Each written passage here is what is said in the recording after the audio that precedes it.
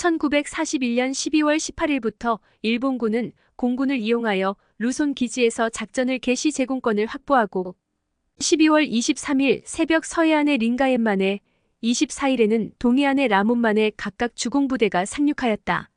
상륙에 성공한 일본군은 마닐라를 향해 진격 1942년 1월 2일 마닐라에 입성하였다. 판을 키운 일본은 자국은 물론 조선과 점령지에서 젊은이들을 뽑아가는데 혈안이 되어 있었다. 물꼬란 형덕의 둘째 진필도 경성서 동경 유학을 꿈꾸며 공부를 열심히 하고 있었는데 이병 대상이 되어 군으로 끌려가게 되었다. 한 달 뒤 진필의 손톱 발톱과 머리카락이 들어있는 작은 봉투와 편지가 배달되어 형덕의 처 희수는 막내 아들 진근을 끌어안고 한참을 울어야 했다. 그 무렵 이 땅의 젊은이들은 전쟁이 길어지면 징병으로 끌려가지는 않을까 하고 걱정을 하고 있었다. 그리고 1942년 봄이 되어 진우는 화천댐 공사장으로 일을 나가고 진규는 청평댐 공사장으로 일을 나가서 배짱 좋게 비계공 일을 하게 되었다. 그것도 기능공이라고 잡부보다 임금이 조금 더 많았다. 같은 일을 하는 만수라는 사람과 일을 하게 되었는데 그는 진규보다 서너 살 위로 진규가 일이 익숙지 않은 것을 눈치채고 많이 가르쳐주어 도움이 되었다. 자연적 힘든 일은 진규가 하게 되었고 그래도 하루 만에 손발이 제법 맞았다. 그런가 하면 연장도 쓰기 편한 것은 양보까지 해주는 아주 살가운 사람으로 그의 동생 만기와 함께 일을 하는데 만기는 진규와 동갑으로 그는 고소공포증이 있어서 콘크리트 공으로 일을 하고 있었다. 그러다 보니 숙소도 같이 쓰게 되었다. 너울가지가 좋은 진규는 만수를 형으로 부르고 아주 착 달라붙어 그의 동생 만수가 시샘을 할 정도로 잘 따라서 누가 진짜 동생인지 모를 정도였다.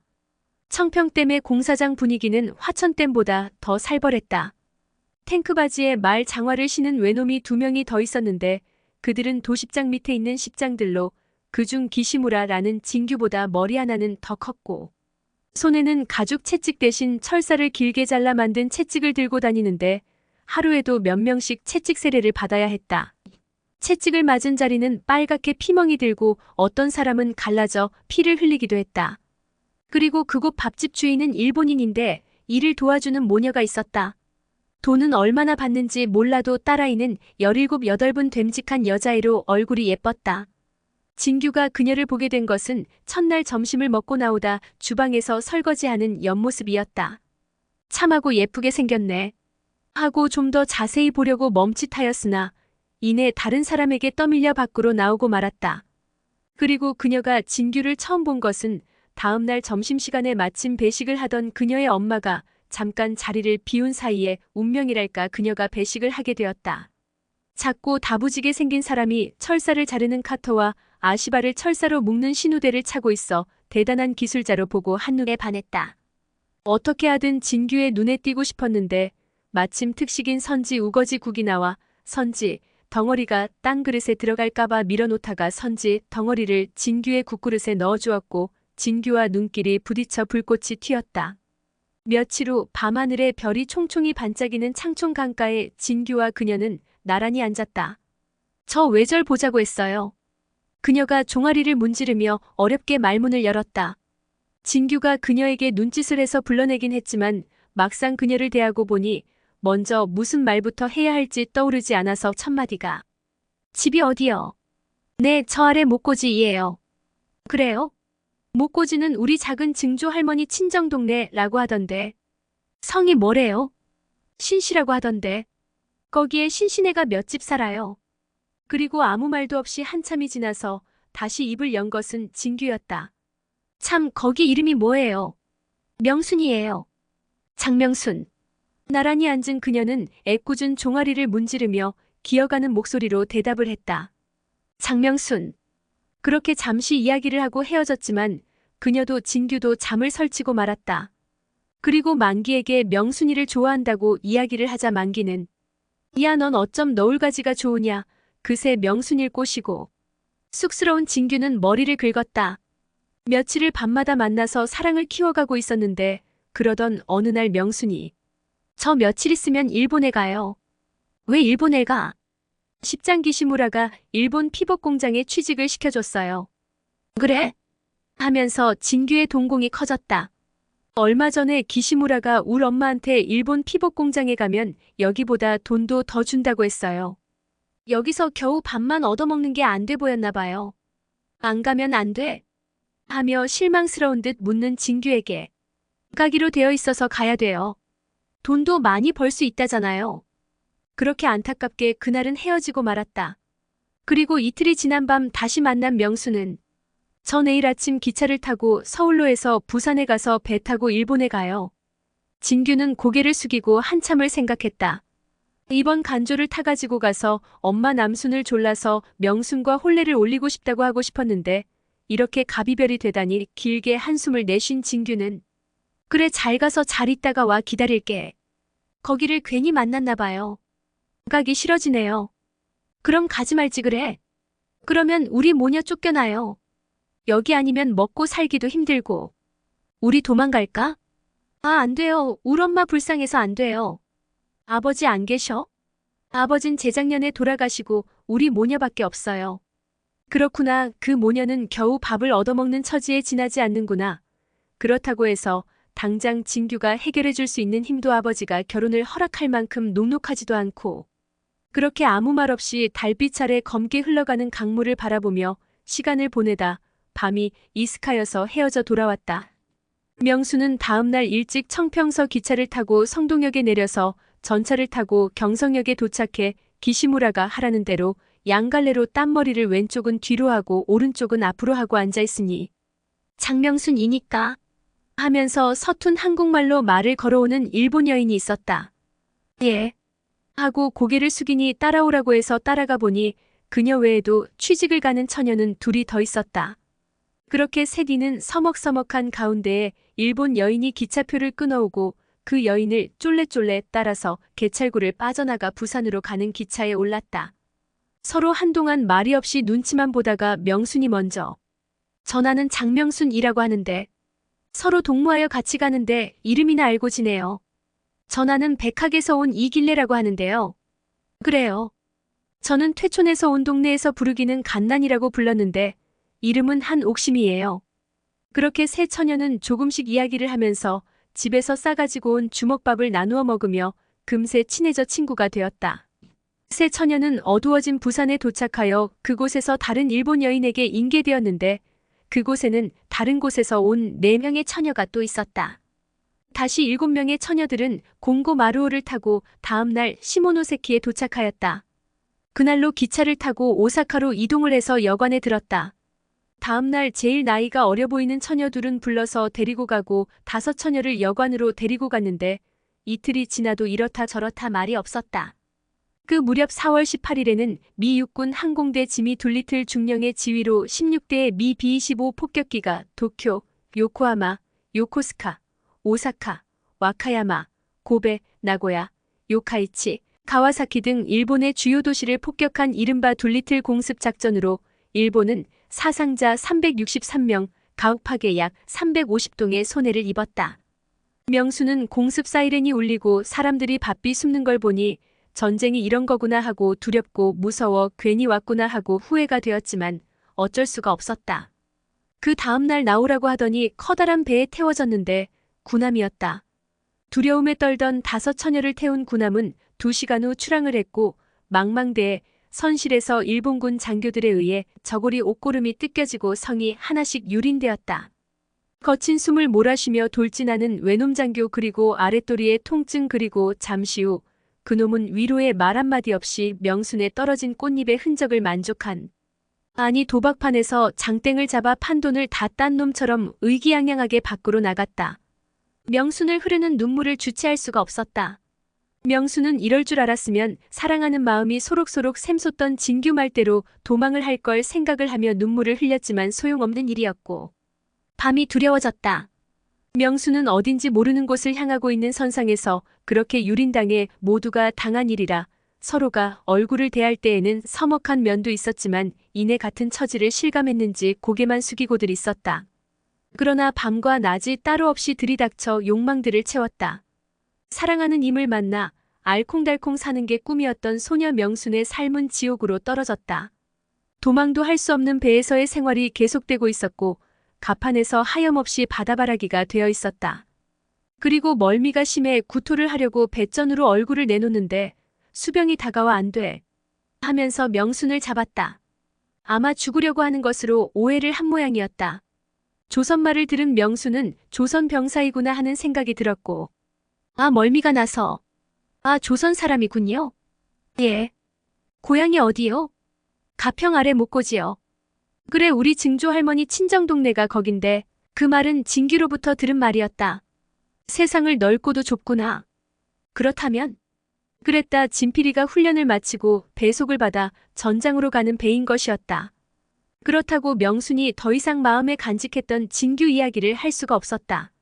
진필은 길게 그녀에 대한 사정 이야기를 묻는 것은 상처를 건드리는 것이어서 입을 닫아야 했다. 진필은 명순에게 꼭 살아서 돌아가라고 했지만 기시무라의 배신을 생각하니 엄마는 난 돌아갈 곳이 없다. 그렇게 명순과 진필이 도착한 곳은 바탄이었다. 바탄에 도착하기 전 진필은 다시 한번 명순에게 꼭 살아서 고향으로 돌아가라고 했다. 그저 무의미하게 들렸지만 목숨이 행복 자유보다 더 소중했는지 행복의 의미보다 삶이 더 절박한 시절이었는지 모르지만 그래도 그녀에게 위로의 말을 건넨 것은 고마운 일임에 틀림이 없었다. 인혁도 꼭 살아서 돌아가셔요.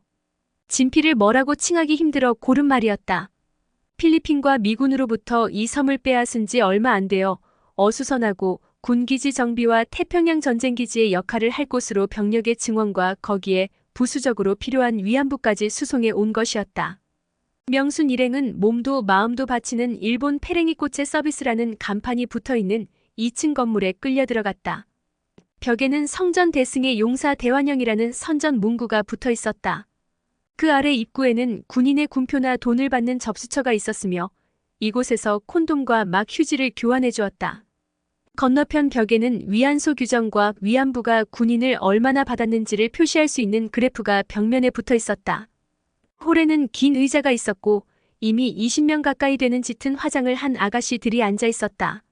2층엔 복도를 양쪽으로 20여 개의 칸막이 방이 있어 홀에서 대기하던 군인이 상품을 고르듯 여성을 지정하면 지정된 여성을 따라 2층으로 올라가는데 방 문 밖에는 방 번호와 위안부의 일본식 이름이 적혀 있었다.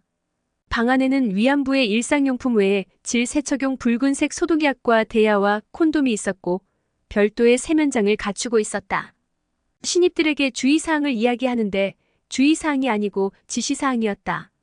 콘돔을 꼭 쓸 것 병이 생기거나 임신이 되지 않게 하라는 말과 그렇게 되면 여기서 퇴출 야전 위안소로 보낸다고 했다. 가면 개고생이니 알아서 하라는 식이었다. 나중에 안 일이지만 단계별로 인신매매를 해온 것이었다. 민간 주도의 군위안소는 이미 청일 전쟁 때부터 있었지만 일본군이 주도하여 처음 군위안소를 만든 시기는 1932년으로 추정되지만 이미 일본 해군이 1931년 말 상해에 있던 데자부를 만들었는데 이를 기초로 1932년경 해군 위안소를 만든 후 이를 본받아 오카무라가 육군 파견군에도 위안소를 창설하여 육군성이 체계적으로 군위안소 설치한 것은 1937년 중일 전쟁 초기로 전선 지역에 많이 설치되었다. 원래 목적은 확전으로 통제되지 않은 강간에 의한 성병 확산을 막고 군 감독 아래 군의 사기 진작 등 효과적인 군사활동을 꾀하려고 점령지뿐만 아니라 격전지마다 군위안소를 설치하려는 계획으로 육군성 병무국, 의무국 등에서 위안소를 설치하는 목적이나 군위안소의 경영 감독과 군위안부의 동원 및 모집 인원에 대한 원칙도 가지고 있었다. 일본 육군과 해군은 각각의 위안소를 둔 경우가 많았는데 해군의 경우 신분과 계급에 따라 장교, 사병, 군속, 인부 등으로 구분하는 경향이 있었으나 육군은 대도시를 제외하고는 대부분 위안소 사용 시간대만 구분하였다. 위안소는 운영 방식에 따라 군 지정 위안소와 군 직영 위안소 등으로 구분하는데 군이 위안소 운영에 가장 깊숙이 개입한 것이 군 직영 위안소로 군이 감독 통제한 것만이 아니라 운영과 관리를 직접 하는 곳으로 여기에는 군속이나 군고용인이 운영하는 것도 포함된다. 군 지정 위안소는 군이 설립한 위안소나 민간 매춘 시설을 지정하여 경영은 민간에게 맡기고 군은 감독과 통제만 하는 것으로 동남아시아에선 곳에 따라 현지 일본인에 의해 조직된 사업통제회, 기업연합, 실업단을 내세워 이 시설의 책임자로 삼았는데 이러한 군위안소라도 이를 관리 감독, 통제한 것은 일본군이었다. 위안소의 크기나 형태는 일본군이 어느 시기, 어느 지역, 그리고 점령지이냐, 격전지이냐 등에 따라 달랐는데 군부대가 주둔지에 신축하기도 하고 원주민 가옥을 고쳐 이용하기도 했는데 일정한 곳 정착한 붙박 이식과 전투 현장을 따라 이동하는 것으로 구분되었다. 한마디로 군위안소는 위안부로 끌려간 여성들이 기거하며 인권을 유린당하는 공간으로 일본군 문서상 군위안소, 군인클럽, 군인오락소, 심지어 은어로 위생적인 공중변소 등으로까지 불리었다. 그에 반해 이동식은 중국 오지의 전쟁터와 같이 경계가 불안정한 지역에 주로 설치돼 주거 공간이나 식사 등 생활 상태가 더 열악하였는데 군이 신축한 위안소의 경우에는 간이용, 임시용으로 널빤지로 칸을 막아 방이 좁고 허술하기 짝이 없었으며 방문이 담요로 둘러쳐 있거나 심지어 파라오 등 더운 지방에서는 야자수 잎으로 대충 만들기도 하였다. 이동식 위안부들의 민족별 구성은 주로 조선인, 일본인이 많았는데 한두 명이나 서너 명 많게는 수십 명이 같이 생활하기도 하였다. 그리고 군 막사 참호 등에는 아무런 물품 없이 오직 위안부와 군인만이 존재하다 보니 부대가 이동하거나 전쟁 중일 때는 군인 막사나 초소, 참호, 군용 트럭 등을 사용하기도 해 생명의 위협까지 받기까지 하였다. 이렇게 성립된 일본군 위안소의 합법적인 강간 행위는 강제로 위안부가 된 수많은 여성들에 대한 엄연한 성폭력으로 여성을 비인간화하고 그 행위를 하는 군인들도 또한 비인간화되었다. 그렇다고 일본군인의 민간인 여성들에 대한 강간은 결코 근절될 수 없었다. 한편 명순과 가비별 마이너스를 한 진규는 며칠 동안 가슴앓이를 해야 했으니 기시무라라는 녀석을 미워하는 마음이 한구석에 꿈틀대기 시작했다. 그러던 어느 날 같은 숙소를 쓰고 있는 신만수 만기 형제 중 같은 도비일을 하던 만수가 운이 나쁘게 발판 하나방 끝에서 곰방대에 담배를 넣어서 피우며 앉아있다가 재수없게 기시무라의 눈에 띄고 말았다. 야, 조생징이노 농땡이노 피우고 하면서 예외 없이 철사로 만든 채찍을 휘둘러서 한 대를 맞고 다시 날아오는 채찍을 피하다 2층 높이가 넘는 곳에서 강물로 떨어지고 말았다. 이때 진규는 낙엽송 비계목 아시바를 메고 올라오다 목격을 하고 비계목을 내려놓고 급히 내려가 찾으려고 강가로 뛰어내려가자 기시무라가 긴상 하며 불러 다시 돌아올 수밖에 없었는데 진규는 몸을 부르르 떨며 분해할 수밖에 없었다. 그날 일이 끝난 저녁 만기와 둘이서 강가를 한참을 뒤져가며 만수의 시체를 찾아다닌 끝에 서덜말 건너 강가 바위 틈에 끼어있는 만수의 시체를 거두어 양지 바른 언덕에 묻어주었다. 만기는 반미치광이가 될 만큼 흥분을 했지만 어쩔 도리가 없었다. 만기나 진규는 질풍노도와 같은 피 끓는 20살이었는데 둘이 함께 끌어안고 북한 강가에서 한참을 흐느껴 울었다. 기회가 오면 기시무라를 이 돌을 들어서라도 쳐 죽이겠다고 누군가 말하며 10kg이 넘는 돌을 들어서 커다란 바위에 내리치자 불이 번쩍 튀었다. 만기는 그렇게 이틀을 일을 나오지 않았다. 그리고 기시무라는 미안한 마음이 조금 있었는지 만기에게는 콘크리트 작업에 투입을 시켜서 긴 장화를 신고 긴 대나무로 거푸집 사이에 타설된 콘크리트가 잘 들어가도록 쑤시는 일을 시켰다. 진규는 여전히 발판을 운반하여 콘크리트를 비비는 일을 하는 곳에 발판을 보강하거나 다음 콘크리트를 작업을 할 곳을 만드는 일을 하고 있었다.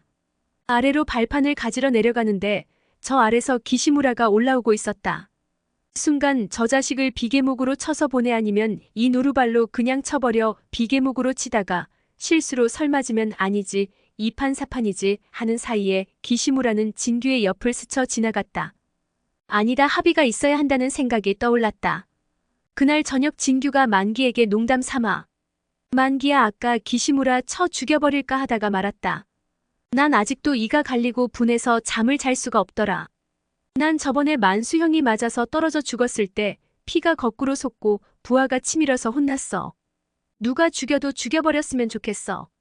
죽여서 공구리 속에 쑤셔 박아버리면 알게 뭐야. 그렇지 않아도 아까 그런 생각을 했어. 내가 공구리를 받으며 일을 하고 있어서 그래 버릴까 하는 생각이 있었지만 참았어. 기회가 좋았었는데 놓쳤네. 그러게 말이야 기시무라 그 자식을 장아찌를 박아버리는 건데. 그렇게 농담을 하면서 지나갔고 다음날 진규가 발판을 가지고 오르다 서서 곰방대에 담배를 넣어서 피우다가 마침 콘크리트 타설하는 것을 보러 올라오던 기시무라에게 딱 걸렸다. 조센찍 농땡이 높이고 채찍이 날아와 순간 얼굴을 돌렸지만 등이 화끈하며 순간 피가 거꾸로 솟고 이가 갈렸다. 비계목에 몸을 의지하고 아래를 보니 그날도 만기가 혼자서 긴 장화를 신고 대나무를 들고 콘크리트 쑤시는 작업을 하고 있었다. 몇 번의 채찍이 진규의 등짝을 유린하고 나서 기시무라는 투덜거리며 올라갔고 진규도 발판을 가지고 올라가 다음 콘크리트를 비비기 위한 자리를 마련하는 곳에 설치를 하고 있었다. 그 아래서는 갓내울에서 온 외조카 연하기와 황골서 같이 간 재룡이가 자갈 모래 시멘트를 넣고 콘크리트를 비비고 있었는데 물을 부으면 물이 흐르지 않게 잽싸게 비벼야 하는데 시멘트 물이 철판 밖으로 조금 흘러가자 기시무라가 류상 빨리 노 해야 아까운 시멘트 물이 빠져 노 가지 않아지 하면서 갓내울에서 같이 온 외조카 연하게 등에 채찍을 날렸다. 진규는 이를 부두득 갈며 분노를 참고 있었다. 잠시 후 기시무라는 잠시 후 다시 올라와 아래에 일하는 곳 전체를 내려다보고 있었다. 놈은 만기가 콘크리트를 제대로 쑤시는지 보려고 발판 끝에서 비계목 의지하여 내려다보고 있었다. 발판을 철사로 고정시키던 진규는 사방을 둘러보니 주위에 자신과 기시무라밖에 없자. 살며시 다가간 진규는 기시무라의 뒤통수를 노루발로 쳐버리니 비명소리도 제대로 내지 못하고 그대로 고꾸라졌고 다리를 들어서 떨구었고 바로 만기가 있는 곳으로 떨어졌다. 만기는 깜짝 놀라 위를 보니 진규의 박아버리라는 신호에 얼떨결에 기시무라를 콘크리트 속으로 쑤셔박고 발로 눌러버렸다. 운이 좋았는지 아니면 기시무라가 제 구멍을 찾았는지 철근이 없는 가운데로 처박혀 만기는 별로 힘들이지 않고 말 그대로 기시무라를 된장에 무장아찌가 되어버렸다. 그도 본토에는 부모 형제 처자식이 있었을 텐데 너무 악랄하게 굴다가 불기객이 되고 말았다. 그 위로는 계속 콘크리트가 부어지고 있었다. 진규는 삼각분노를 참지 못하고 기시무라를 때려 죽인 것이었다. 그날 저녁 기시무라를 찾느냐고 한바탕 소동이 벌어졌다. 도십장이 인부를 동원해 횃불을 밝히고 강가를 뒤지다 밤이 이슥해서야 숙소로 돌아왔다. 진규는 그날 밤 내가 사람을 죽이다니 하는 생각에 잠을 제대로 이룰 수가 없었다. 이심전심이라고 만기 역시 잠 못 이루는 밤이 지나고 이튿날 아침 인부들을 풀어서 양쪽 강가를 20여리나 뒤지며 찾았지만 헛수고에 지나지 않았다. 한편 한골의 남수는 진규를 청평공사장으로 일을 보내고 지나새나 막내 아들을 그리워하며 지냈는데 꿈자리가 뒤숭숭한 날은 더 근심이 되었다.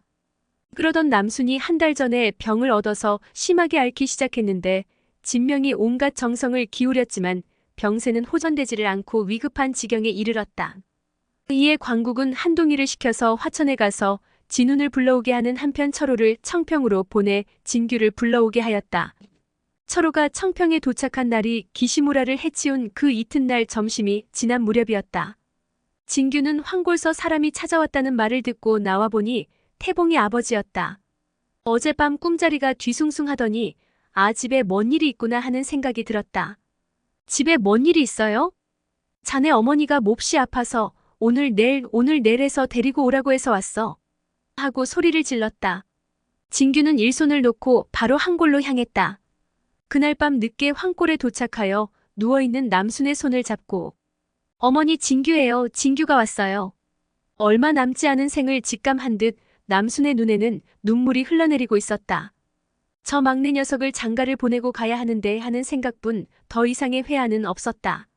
한편 진우는 이웃에 사는 한동희가 찾아와 알려줘서 이튿날 아침 집으로 향했는데 마침 시멘트를 싣고 현장에 들어온 목탄차를 탈 수 있어서 사정을 이야기하고 목탄차를 얻어 타고 춘천에 도착하여 기차를 타고 강촌역에 내려서 소주고개를 넘어서 어두워진 한골에 도착하였다. 남수는 진웅과 진규가 돌아온 다음 날인 4월 20엿새 날 세상을 떠났다. 장사를 지내야 하는데 장지를 어디에 해야 할지 걱정 끝에 갓내울로 정하고 준비를 해나갔다. 이틀 뒤 비가 내리는 가운데 재종을 비롯한 동네 사람들의 도움으로 배를 얻어 상해를 싣고 홍천강을 타고 내려가 갓내울의 북한강과 홍천강이 합치는 곳이 내려다 보이고 남순이 진규와 구경을 하고 오다가 나룻배를 기다리며 강을 건너다 보며 소나무에 앉아있는 백로를 보면서 새가 되고 싶다고 하던 그 산 둔덕에 묻혔다. 그리고 비가 잦아들면서 물 한 개 낀 복쟁이 강가에서는 흰 백로가 너울너울 날아오르는 게 나 한 세상 잘 지내다 간다는 것처럼 강 건너를 바라보는 진규의 시야에서 사라졌다. 그리고 보름쯤 지나서 진훈 진규 형제는 이번에는 화천댐 공사장을 일을 나갔다.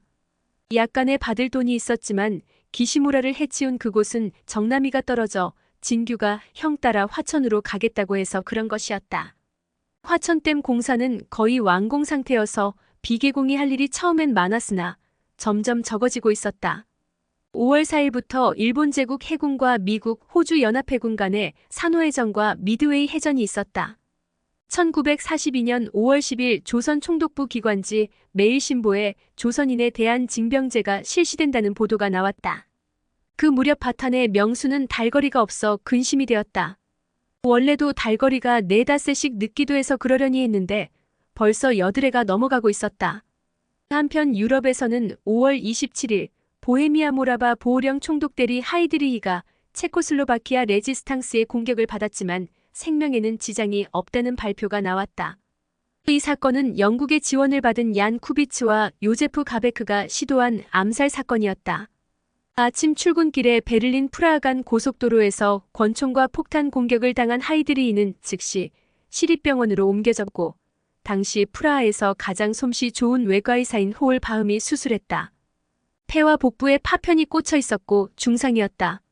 수술 후 하이드리히는 회복 조짐을 보였으나 6월 3일 위독 상태에 빠져 힘너가 2명의 전속 의사를 급히 파견했지만 그들의 노력에도 불구하고 6월 4일 아침에 하이드리히는 사망했다. 레지스탕스들은 성카를 보르메우스 교회에 숨어 있었는데 SS와 게슈타포가 습격하여 모두 죽여버렸고 하이드리히가 죽은 날 피해 보복처럼 152명의 유대인을 처형하였다. 그러고도 모자라 6월 9일 하이드리히 복수를 이유로 SS 이용사 낙사단 프린츠 오이겐의 일부 병력을 차출하여 마을 주민 중 172명의 남자들을 살해하고 여자들은 수용소로 보내졌으며 아이들은 독일과 체코슬로바키아로 입양 보내 한낱 농촌 마을에 불과했던 리디체를 완전히 파괴하는 만행을 저질렀다. 6월 23일 아우슈비츠 강제 수용소 가스실에서 최초로 처형당할 첫 번째 유태인들이 파리시에서 열차에 실리다. 명수는 입덧이 시작되었고 언놈의 시인지 모르는 시가 자라고 있었으니 죽고 싶은 맘뿐이어서 아이가 떨어지라고 높은 데서 뛰어내려도 봤지만 소용없었다. 결국 임신 사실을 알려져 낙태 수술을 하고 몸이 조금 추슬러지자 마닐라만을 지키는 콜레이도 섬으로 추방되었다. 일제는 전쟁으로 기름이 모자라 유전을 찾으려고 만주를 헤매었지만 찾지 못하고 기름이 모자라니 목탄차를 운행했다. 9월 8일에는 오로지 군사 목적으로의 벌목을 위한 조선 목재 통제령 시행규칙이 공포되고 시행에 들어가 산림감수 가배치되어 함부로 나무를 베는 것을 감시하기 시작했다. 소나무에서 송진 채취를 위해 사람들이 동원되고 특히 참나무는 숯을 굽기 위하여 농촌에서 연료로 쓰지 못하게 하고 뗄나무로 해온 잡목 중 참나무가 있나 일일이 조사를 하고 다녔다. 무연탄, 유연탄을 가리지 않고 채굴에 열을 올리고 있었는데 무국에서 금의 생산량이 줄어들자 인원을 줄이고 기술자들을 보국대로 보내기로 하여 대원이는 부산에서 배를 타고 일본 나가시키로 가야 해서 아내 영숙이와 아들 경식이를 부광 처갓집에 맡기고 돈을 벌어서 오겠다고 약속을 하고 떠났다. 일본 나가사키에 도착한 대원은 하시마 섬군 함도 탄광에 배속되어 막장에서 차감기를 잡고 검은 탄가루와 싸우게 되었다. 그나마 명식과 그의 처남 영철이는 제주도로 가게 되어 아내 희순과 딸 덕실이까지 제주 일출봉이 보이는 성산으로 이사를 했다. 거기서 탄광 기술자였다는 이유로 땅굴을 파는 일이 투입되었다. 한편 진필은 한 달 전 바탄에서 남태평양 최전선인 과달카날에 있었다. 일제는 산호해전과 미드웨이 해전의 패배로 가라앉지 않는 항공모함이 절실해서 과달카날에 비행장을 건설하고 있었고 여기에 중요성을 알고 있는 연합군은 1942년 8월 16,000명의 연합군 보병을 상륙시켜 전투가 치열해지고 있었다. 양측은 이 전투에 사활을 걸고 모든 물자와 병력을 동원했다. 진훈과 진규가 추석 때 잠깐 집에 왔는데 광국을 보니 남순을 보내서인지 몇 달 전보다 더 늙어 보였고 병세가 완연했다. 두 형제는 떨어지지 않는 발길을 떼어 공사장으로 향해야만 했다. 그래야 보급대 차출을 피할 수 있었기 때문이었다. 그렇게 짝 잃은 외기러기처럼 쓸쓸해하던 광국이 일주일도 안 되어 병세가 악화되어 돌아가시게 생겼다는 연락을 받은 것은 8월 25날 저녁이었다. 이튿날 형제가 서둘러 한골에 도착해 보니 광국의 병세는 극히 악화되어 있었고 그렇게 보고 싶었던 독립도 못 보고 다음 날인 21날 광국은 63세 나이로 눈을 감고 말았다. 장지는 간내울 남순이 묻힌 곳에 합장되었다.